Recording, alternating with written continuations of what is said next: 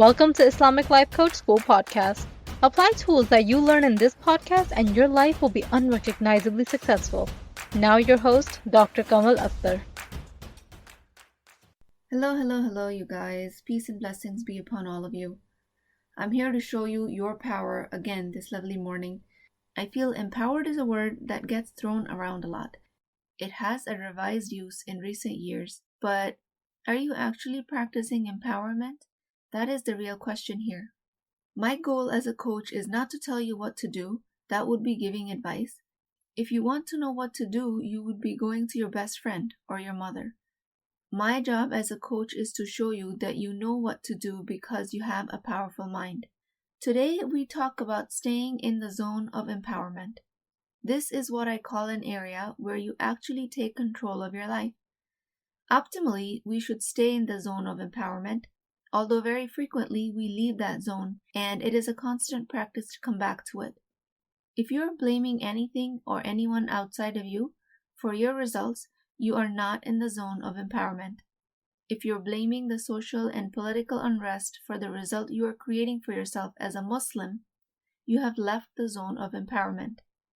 You say, I cannot lose weight, blaming diet plans and failing exercise plans. You've left the zone of empowerment. You say you're too busy, blaming you don't have enough time. Also, you have left the zone of empowerment.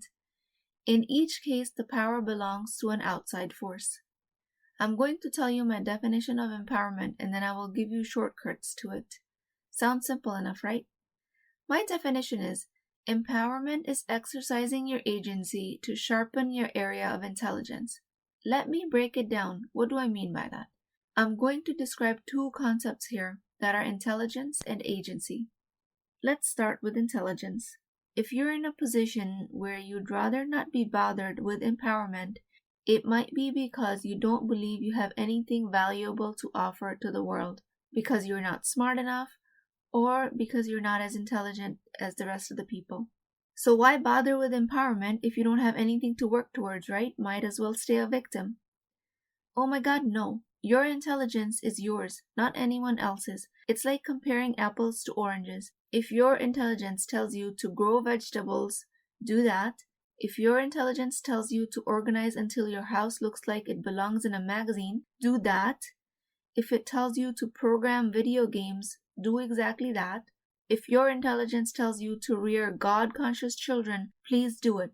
If it tells you to land on Mars, please go ahead. And please get in touch with NASA because they're looking for you. Don't compare your intelligence with anyone else's. Focus on finding your empowerment and sharpening the area of your intelligence. Everyone has some version of intelligence. Notice here I didn't say anything about your IQ, which is a very specific measure of a type of intelligence, and it has come under scrutiny recently because of that limitation.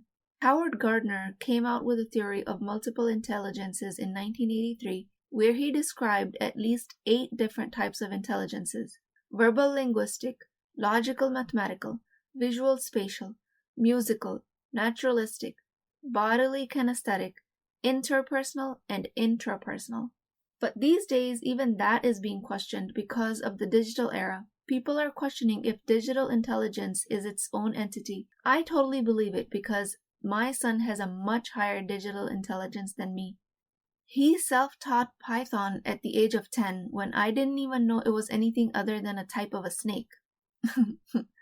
It turns out it's a programming language as well.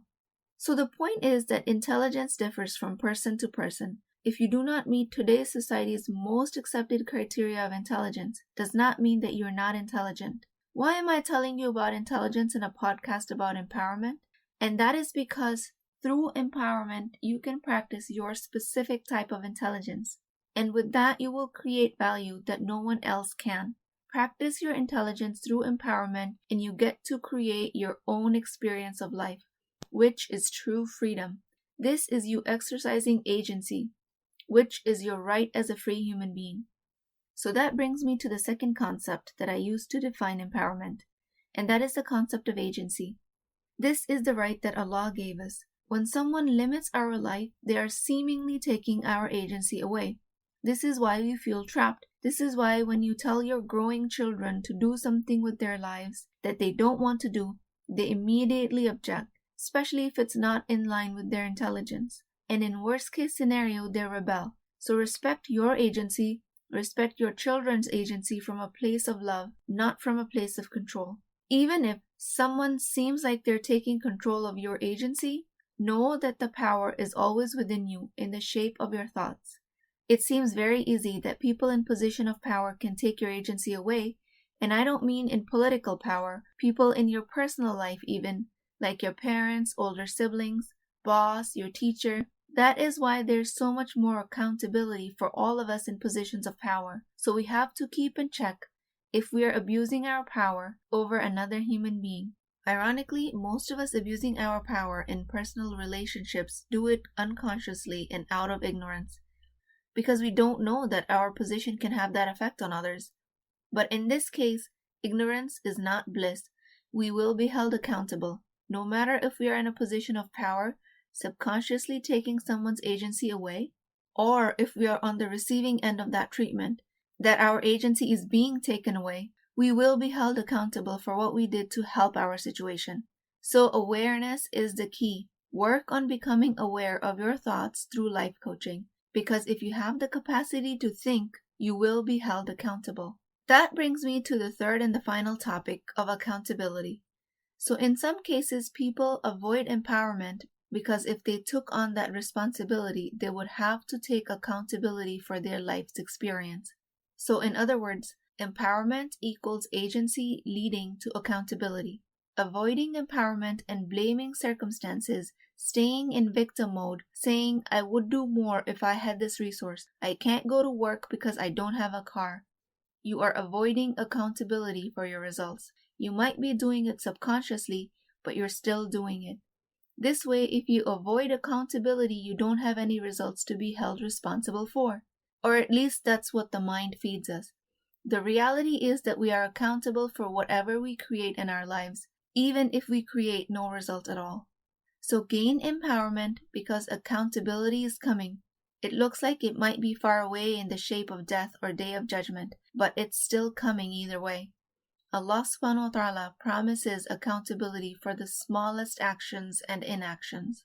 One thing I want to clarify here is what is it that you actually have agency over? And by agency, I mean control. What is it that you have control over? This might sound strange, but I'm going to tell you that even your own body is not in your control. And I don't mean motor control. You can pick up a glass of water and take a drink, but you can still get sick, and the response to that illness is out of your control. COVID-19 is the prime example of that. People otherwise healthy have seen debilitating consequences from this disease. That is not in your control. So let's talk about the extreme case scenario. What if you have a special ability since birth, which some people also call a disability? Or what if you became specially abled from an accident? In these scenarios, it is clear that you don't have control over your body. We can even lose bodily functions that we take granted for. So by agency, I mean to focus on only things that are under your control and nothing outside of that. In this case, that is only our mind. Seems like the body that houses the mind is something in our control, but that is also an illusion. Anyone with a special needs situation, it is very easy for them to stay out of the zone of empowerment because the society agrees that a great injustice is happening. That will not serve you. Only your mind will serve you. So you don't have to agree with people feeling sorry for you. That's their way of showing empathy. You start working on your empowerment. If you're struggling to find your empowerment, you're finding it challenging to accept that your special needs child is not causing your result, or your special needs is not causing your result in life, please get in touch with me at IslamicLifeCoachSchool.com or IslamicLifeCoachSchool@gmail.com. Empowerment equals agency, and since accountability for that agency is inevitable, you might as well become empowered. I mean, what's the confusion here, right? Pay attention to what steps you're taking to gain awareness. So let's revisit the definition. Empowerment is exercising your agency to sharpen your area of intelligence. The shortcut to this empowerment lies in the understanding that you have agency over your thoughts. You can choose between lower brain and higher brain thoughts at any given time. Any physical limitations, abusive situation, financial constraints do not control your thoughts. You control your thoughts. Once you exercise that agency, you are empowered. That is the shortcut. Now use this empowerment to feed the area of intelligence and create the life of your dreams.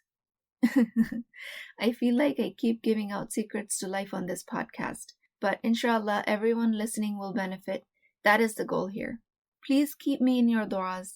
And I also request, if anything here has helped you, please write me a review on iTunes.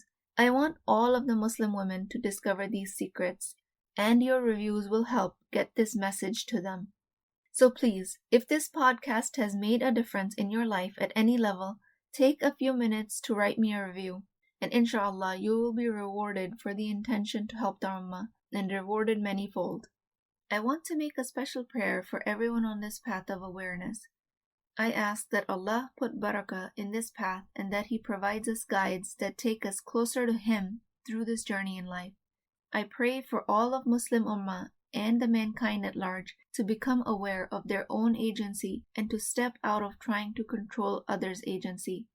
May Allah subhanahu wa ta'ala guide me first of all in the quest of recognizing that everyone has free will and God-given rights.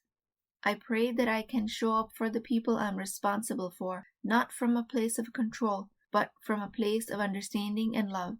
I pray for forgiveness for any mistakes I might have made in this path. I pray for forgiveness for everyone listening and for everyone not listening that are on this path. I ask Allah Azza wa Jal for strength and insight into this journey, and I ask that He keeps sending us tools and methods to discover His design. I will talk to you guys next time. If you're interested in getting coached by me, I'm offering a very affordable opportunity to do that with Wisdom Wednesdays. This is not a course, not a lecture. This is an opportunity for live coaching, real change with Islamic adab and etiquette. You do not need more information. You actually need a space to create change. At $19.99 a month, which is the price of takeout dinner, you as a Muslim woman will create confidence, intimacy, and connection without shame or fear of judgment, because your privacy is my highest priority. So join at www.islamiclifecoachschool.com, resources, Wisdom Wednesdays. I'll see you inside, inshallah.